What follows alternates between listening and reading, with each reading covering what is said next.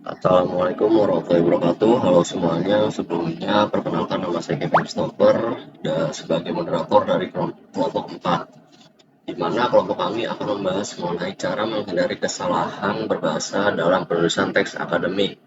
Video ini merupakan bagian dari tugas ulangan tengah semester untuk mata kuliah Bahasa Indonesia yang dibimbing oleh Bapak Zainuddin MPD.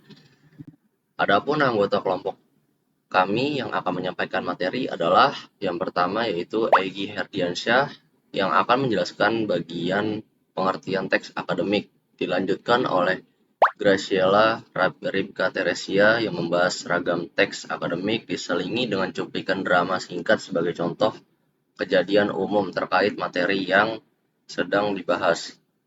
Dan terakhir, cara menghindari kesalahan berbahasa dalam penulisan teks akademik yang akan disampaikan oleh Najwa Helva Humaira. Tanpa berlama-lama lagi, mari kita saksikan penjelasan materi tersebut. Jadi, apa itu teks akademik? Teks akademik dapat disebut juga sebagai karya tulis ilmiah. Hal ini sejalan dengan gagasan bahwa penulisan karya ilmiah merupakan elemen komponen yang tidak terpisahkan dari kehidupan akademik dan merupakan aspek mendasar dari komunikasi ilmiah. Karya ilmiah digunakan untuk mengukur pengetahuan mahasiswa, kemampuan mereka untuk menerapkan apa yang telah mereka pelajari, dan kemampuan mereka untuk menyampaikan ilmu pengetahuan yang dimilikinya. Halo semuanya, perkenalkan nama saya Graciela Ripka Teresia dari Prodi Teknik Industri. Kali ini saya akan menjelaskan tentang ragam teks akademik.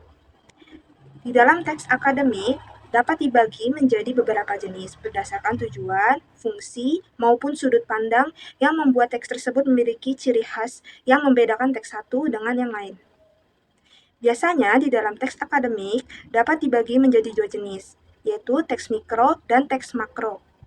Teks mikro adalah jenis karya sastra atau seni yang sangat spesifik dan terbatas dalam cakupannya, serta gaya bahasanya yang menggunakan kata formal, objektif, dan logis. Tujuannya agar jelas, logis, dan mudah dipahami. Biasanya terdapat di dalam teks narasi, deskripsi, argumentasi, dan persuasi. Berbeda dengan teks mikro, teks makro yaitu merujuk pada kategori atau jenis karya sastra atau seni yang lebih luas cakupannya. Biasanya digunakan untuk menganalisis organisasi dan logika teks secara keseluruhan. Misalnya struktur laporan penelitian, yaitu yang terdiri dari pendahuluan, metodologi, hasil, pembahasan, serta simpulan. Tujuannya agar tulisan utuh, sistematis, dan argumentatif. Biasanya teks makro terdapat pada makalah, proposal, penelitian, artikel, tesis, skripsi, dan disertasi.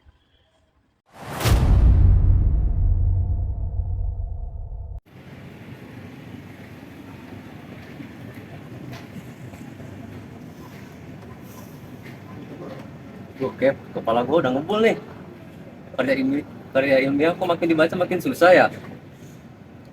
Aduh, iya, gue juga ngerasa gitu. Tadi gue nulis, gue melakukan penelitian buat tahu seberapa besar pengaruhnya, tapi kok kayaknya kurang akademik ya. Iya, itu kayak nulis di chat. Harusnya gimana ya? Peneliti Ah, melakukan penelitian ini gitu kali. iya ya, tapi tetap aja kalimatnya masih kaku. Aduh, kayaknya kita butuh bala bantuan dah ini. Iya, buat telepon ini aja, Grace sama El ya. Dia telepon aja. Iya, Boleh biar tuh. gampang. Butuh bantuan nih.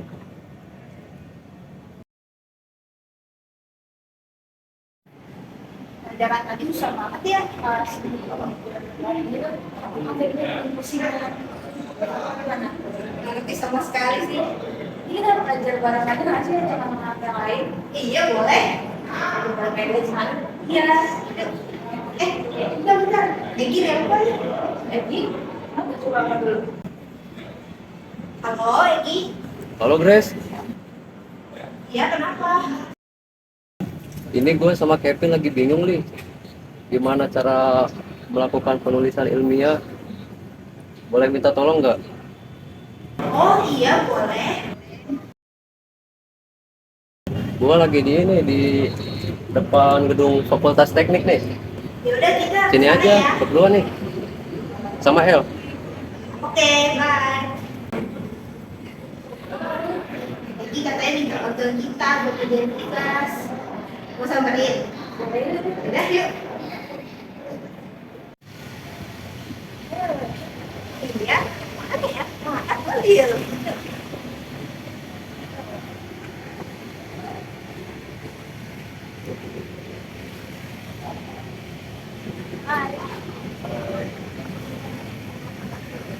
Sibuk banget nih. Ya, Kelihatan banget kamu bingung yang ngerjain tugas. Ini gue lagi sibuk nih ngerjain karya ilmiah. Menurut lo tema sama judulnya udah sesuai belum? iya nih, gue takutnya dosen nggak mau menerima tugas kita. Nanti kalau dosen nggak mau menerima tugas kita, nilai kita jadi C lagi. Mari coba sini lihat. Oh, judulnya dampak sosial media terhadap mahasiswa di era digital zaman now. Zaman now banget nih, Gi. Itu kan bahasa gaul, bukan bahasa formal. Iya tahu, ini kan bukan bahasa formal. Harusnya tuh kita pakai istilah yang lebih formal. Misalnya kita ganti jadi dampak media sosial terhadap mahasiswa di era digital. Oh gitu ya. Jadi kata-kata gaul kayak zaman now itu nggak boleh dipakai. Iya, betul. Jadi kita tuh harusnya pakai bahasa akademik yang baku dan objektif. Nih El, tadi bagian pendahuluannya gue ganti, jadinya kehidupan mahasiswa sekarang tuh nggak bisa lepas dari sosmed.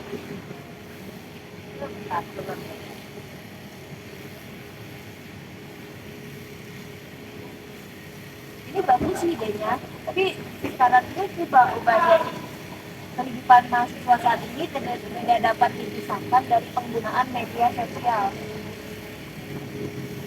Wah, makin jadi keren ya El.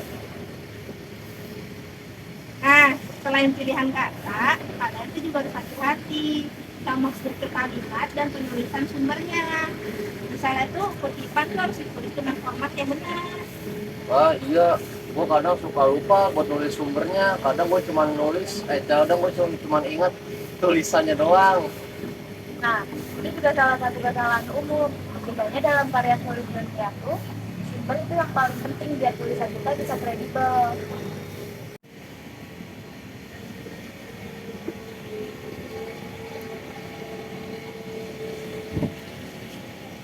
Oke, berarti intinya kita harus pakai bahasa baku, untuk jelas, hindari kata gaul dan sertakan sumber. Nah, benar. Berbahasa yang benar itu juga salah satu dari kesalahan dari ilmiah.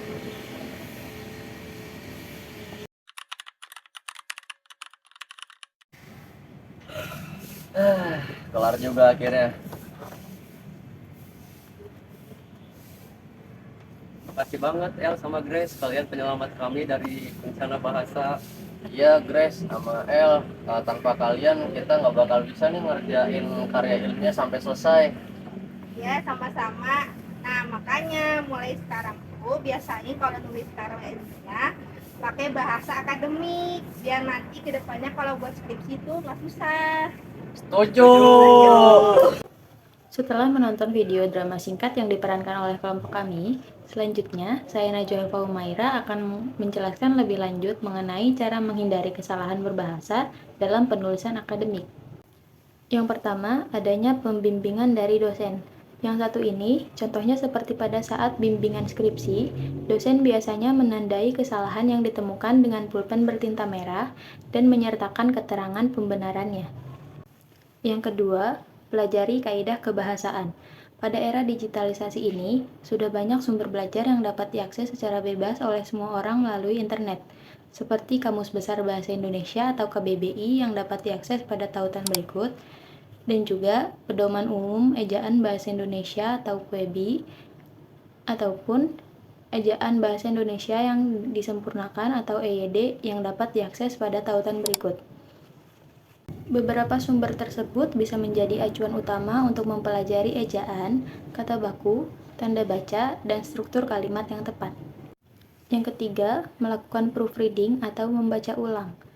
Bagian ini dilakukan setelah semua tulisan selesai dan tujuannya agar dapat mengetahui letak kesalahan yang terdapat pada tulisan, seperti typo atau salah ketik yang biasanya secara tidak sengaja dilakukan, kesalahan letak tanda baca, kesalahan kata baku, ejaan dan kata hubung yang tidak sesuai, serta penyusunan kalimat yang berbelit-belit. Dan yang keempat, perbanyak latihan dan membaca. Sumber bacaan sudah ditemukan baik secara online maupun secara offline. Dengan membaca buku fiksi maupun non-fiksi, berita harian, dan majalah yang mana banyak menggunakan kata baku untuk menyampaikan informasi, mahasiswa bisa menjadi terbiasa dengan ejaan dan gaya bahasa yang baik. Selain itu, mahasiswa dapat mengasah kemampuannya dengan berlatih menulis. Semakin sering berlatih keduanya, maka semakin sedikit kesalahan yang akan diperbuat. Setelah menonton pembahasan materi tersebut, kesimpulan yang bisa kita dapat adalah bahasa Indonesia memiliki peran penting sebagai sarana komunikasi yang efektif, baik secara lisan maupun tulisan. Dalam dunia akademik, kemampuan menulis sangat dibutuhkan, terutama bagi mahasiswa, namun seringkali masih ditemukan banyak kesalahan dalam penulisan akademik karena kurangnya pemahaman mengenai sistematika, tata cara bahasa, dan kaidah ejaan yang benar. Oleh karena itu, analisis kesalahan berbahasa yang diperlukan sebagai upaya meningkatkan kemampuan berbahasa Indonesia yang baik dan benar, kasusnya dalam penulisan karya akademik. Demikian penjelasan dari kelompok kami mengenai cara menghindari kesalahan berbahasa dalam penulisan teks akademik.